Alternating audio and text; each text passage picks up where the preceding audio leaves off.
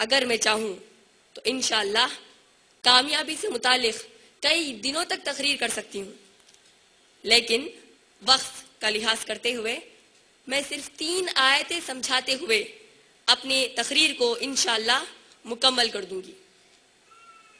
یہ 3 وہ آیتیں ہیں جو شاید ہی کوئی ایسی مسلمان ہماری بہن ہوگی جن کو یہ 3 آیتیں یاد نہ ہو۔ ان 3 آیتوں کے بارے میں امام شافعی رحمۃ اللہ علیہ فرماتے ہیں کہ اگر اللہ سبحانہ تعالیٰ پوری قرآن مجید کے بجائے یہ 3 آیتیں نازل کر دیتے تو یہ انسانوں کی دنیا اور آخرت کی کامیابی کے لیے کافی ہو جاتی۔ اگر ہم لوگ غور کریں گے تو معلوم ہوگا کہ قرآن مجید میں جملہ 3 ایسی صورتیں ہیں جن میں صرف 3 آیتیں آئی ہیں۔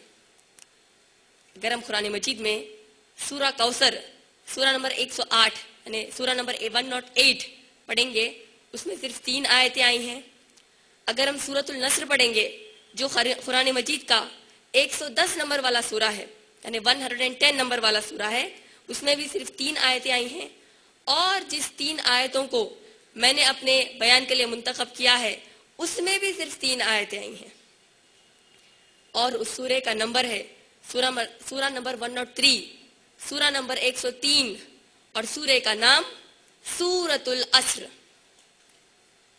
انشاءاللہ میں سب سے پہلے سورۃ العصر کی تلاوت اور ترجمہ پڑھ دوں اور اس کے بعد اس کی مختصر سی تفسیر کر دوں تاکہ ہم سب کو کامیابی کا اصل معنی اور پیمانہ سمجھ میں آ جائے۔ اللہ سبحانہ تعالیٰ فرماتے ہیں سورۃ العصر میں، بسم اللہ الرحمن الرحیم، والعصر، قسم ہے زمانے کی، ان الانسان لفی خسر، بے شک تمام کے تمام انسان بڑے ہی نقصان میں ہیں، الا الذین آمنوا، سوائے ان کے جو ایمان لائیں، وعملوا الصالحات، جو نیک اعمال کریں، وتواصوا بالحق، جو حق پر ڈٹ جائیں اور دوسروں کو حق پر ڈٹنے کی دعوت دیں، وتواصوا بالصبر، جو صبر کریں اور دوسروں کو صبر کرنے کی دعوت دیں۔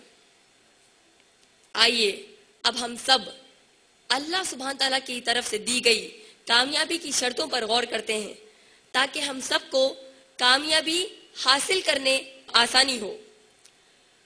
سب سے پہلے جب اللہ سبحانہ تعالیٰ نے اس سورے میں کہا والعصر، قسم ہے زمانے کی، اگر آپ غور کریں گے کوئی بھی قسم کب کھاتے ہیں؟ اگر میں اپنی بات سامنے والے کو منوانا چاہتی ہوں، میں کہتی ہوں میں قسم کھاتی ہوں، اور اگر بات سنجیدہ ہو تو میں کہتی ہوں میں میری ماں کی قسم کھاتی ہوں، باپ کی قسم کھاتی ہوں، کبھی کہوں گی اس قرآن کی قسم کھاتی ہوں۔ اگرچہ کہ اسلام میں سوائے اللہ کی قسم کسی اور کی قسم نہیں کھانا ہے، یہ شرک ہوگا، سوائے اللہ کے کسی کی قسم نہیں کھانا ہے، کھائیں گے تو شرک ہوگا۔ یہ کیسے؟ کیونکہ ہم جب کسی کی قسم کھا رہے ہیں گویا ہم نے اس چیز کو اپنی بات پر ہم نے گواہ بنا لیا۔ مثلا اگر میں اپنی ماں کی قسم کھاتی ہوں اور میرے اس معاملے میں وہاں پر ماں موجود نہیں ہے تو پھر میں جھوٹی ہوں۔ اگر میں باپ کی قسم کھاتی ہوں اور میرے اس معاملے میں باپ وہاں پر موجود نہیں ہے تب بھی میں جھوٹی ہوں۔ اگر میں قرآن کی قسم کھاتی ہوں اور اگر قرآن میرے اس معاملے میں وہاں پر موجود نہیں ہے تب بھی میں جھوٹی ہوں۔ لیکن جب میں اللہ کی قسم کھاتی ہوں تو یہ میرا پورا حق ہے، کیونکہ ہم سب جانتے ہیں اللہ کا علم، اللہ کی نالج ہر وقت ہر جگہ موجود ہے، تو قسم صرف اللہ کی کھائیں گے۔ اور جب کبھی ہم کسی کی قسم کھاتے ہیں تو ہم اس چیز کی کھاتے ہیں جس کو ہم اپنے سے زیادہ افضل سمجھتے ہیں۔ میں کبھی بھی یہ مائک کی یا کیبل کی، ٹیبل کی قسم نہیں کھاتی۔ کس کی قسم کھاتی ہوں؟ جس کو میں اپنے سے زیادہ افضل سمجھتی ہوں۔ ماں کی قسم کھا لیا کیونکہ ماں میرے لیے افضل ہے، باپ کی قسم کھا لیا کیونکہ باپ میرے لیے افضل ہے، قرآن کی قسم کھا لیا کیونکہ قرآن میرے لیے افضل ہے۔ لیکن ان تمام چیزوں میں، کائنات میں ہمارے لیے سب سے افضل اللہ سبحانہ تعالیٰ ہے، اسی لیے قسم صرف اللہ کی کھائیں گے۔ اب یہاں پر اگر آپ تھوڑا غور کریں گے، اللہ سبحانہ تعالیٰ زمانے کی قسم کھا رہے ہیں، والعصر، قسم ہے زمانے کی۔ اگر آپ تھوڑا سا اس قرآن پر غور کریں گے، اللہ سبحانہ تعالیٰ نے قرآن مجید میں اگرچہ کہ کئی مقامات پر قسم کھائی ہے، جیسے کہ والشمس، سورج کی قسم، والقمر، چاند کی قسم، کئی مقامات پر اللہ نے قسم کھائی ہے، لیکن اس سورے میں جو اللہ نے قسم کھائی ہے اس کی کافی اہمیت ہے۔ لیکن ہم مسلمانوں میں پریشانی یہ ہے کہ ہم قرآن مجید پر غور و فکر، تدبر نہیں کرتے، کیوں اللہ نے کھائی ہوگی۔ علامہ اقبال مسلمان امت کو نصیحت کرتے ہوئے ایک شعر فرماتے ہیں، قرآن میں ہو غوطزن اے مرد مسلمان۔ اب کیونکہ میں مرد مسلمان کہہ رہی ہوں، اس کا معنی یہ نہیں ہے کہ عورتیں غوطزن نہیں ہونا چاہیے، اس کا معنی پوری مسلمان امت سے ہے۔ علامہ اقبال کہتے ہیں، قرآن میں ہو غوطزن اے مرد مسلمان، اللہ کرے تجھ کو عطا جدت کردار۔ لیکن ہم مسلمانوں میں پریشانی یہ ہے کہ ہم اس قرآن پر غور و فکر، تدبر نہیں کرتے، اور اگر کوئی غور و فکر کرنے نکل جائے تو ایسا غور و فکر کرتے ہیں جو کبھی صحابہ نے بھی نہیں کیا ہوگا۔ غور و فکر جب علامہ اقبال کہہ رہے ہیں کرنے کے لیے، اور جب کسی عام مسلمان سے کہا جائے کہ آپ قرآن میں غور کرو، تو ہم مسلمانوں میں پریشانی یہ ہے، ہم کامیاب اس لیے نہیں ہو رہے ہیں۔ جب قرآن پر کہا جائے کہ غور کرو، فکر کرو، تو ہم کہتے ہیں ہمیں تیرنا نہیں آتا۔ اس کی مثال ایسی ہے کہ اگر میں سوئمنگ سیکھنا چاہتی ہوں، تیرنا سیکھنا چاہتی ہوں، اور دنیا کے سب سے بڑے سوئمنگ ماسٹر کو میں نے بلا لیا اور اس کو کہا کہ آپ مجھے پہلے سوئمنگ کرنا سکھا دیجئے، بعد میں پانی میں اتروں گی، وہ تو کہے گا یہ کوئی بات ہی نہیں ہوئی۔ آپ کو پانی میں اترنا پڑے گا، تب جا کر آپ تیرنا سیکھ سکتی ہیں۔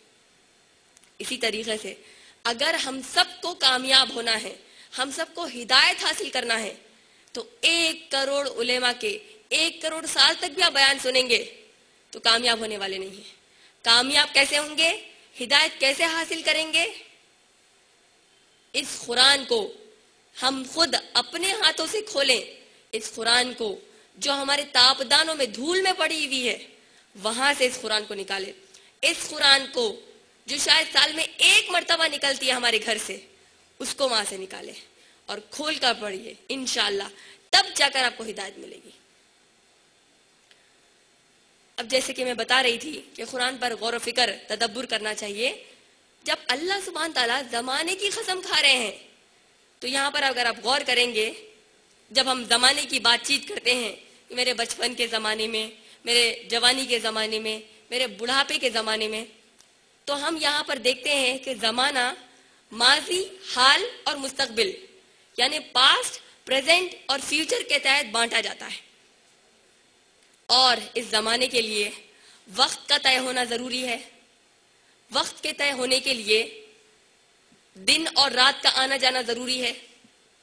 اس کے لیے کائنات میں سورج، چاند، ستارے، ان سب کا گھومنا پھرنا ضروری ہے۔